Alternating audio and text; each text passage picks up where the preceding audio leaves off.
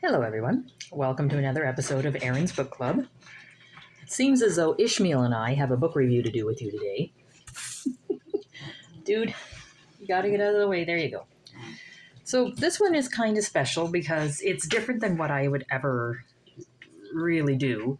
It's not even a book genre that I would be interested in, but it was part of a collection of, I want to say collector copy books, but I don't think they're good enough. But like the poor man's collector copy books, it was in a collection of 4 that I thought, it was a good price. Let's pick it up. And years ago, I watched the movie of the book, and like most movies, it got nothing on what I remember from the book. So the book review I have to do today is The Secret Garden by Frances Hodgson Burnett. And it's I guess they're something cloth-bound classic is what it was called, but Macmillan's Collector's Library. I've never heard of that, but they call it a cloth-bound classic.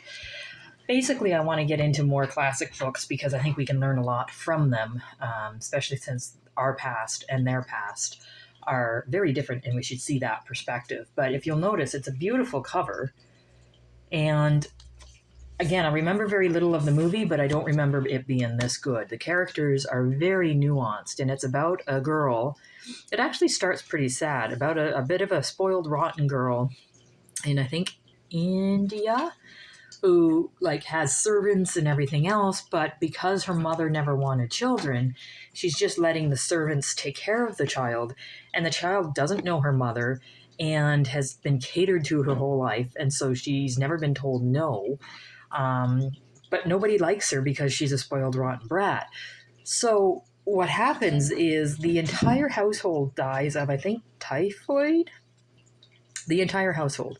So much so that they forget about her. And when they go and search the home, that's when they find her.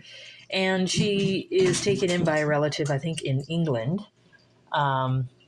who is also incredibly rich, who has a son that during the birth, the wife died. And so there's a lot of tragedy and that kind of thing through there. And it was just a story of how the two kind of learned how to, well, I guess the 3 of them kind of learned to have a better perspective in life and to dig themselves out of a very negative environment with negative thought into a positive environment. And what happens? They talk a lot about your change of thought is the magic in people, which is really kind of cool. You can tell it's an old classic because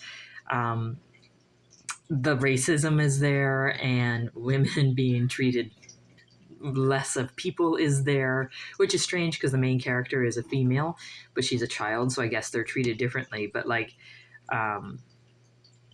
people of color are spoken pretty negatively, like they're less than people than white people. And there was a passage here where there was a husband who was drunk all the time, and the wife of the husband, had been nagging him and telling him he was a no good drunk, and he ended up beating her and then going and getting drunk. And the way the kids looked at that is if the wife had a better magic within her, better talk within her, and spoke only positive, then maybe he wouldn't have beat her and he might have bought her a bonnet instead.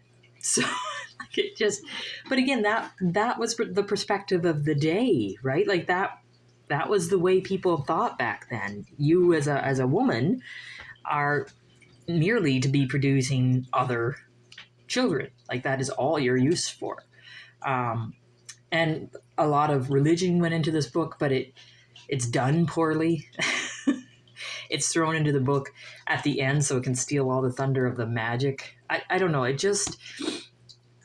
It's a very good book. It's a very quick read. It's a very good read. I enjoyed it, but it is very removed from our own society and the way that we function, which part of me really enjoys because I don't read a lot like this, and it helps to open your perspective and see maybe where we come from, because it's very easy to look at today's life and world and say, we have it pretty tough. Women are treated pretty poorly. Life is pretty hard, yada, yada, yada. But then when you read books like this and see what was common back then, we don't really have it as hard as we think we do. So yeah, maybe you need to struggle a bit to survive, but at least you can survive. And you have, like, women have their own agency, make their own decisions. Anyway, I really enjoyed the book. It was a good read, and I am excited to get into the next ones of these books. So I will let you know when I have another book read. Thanks very much, guys.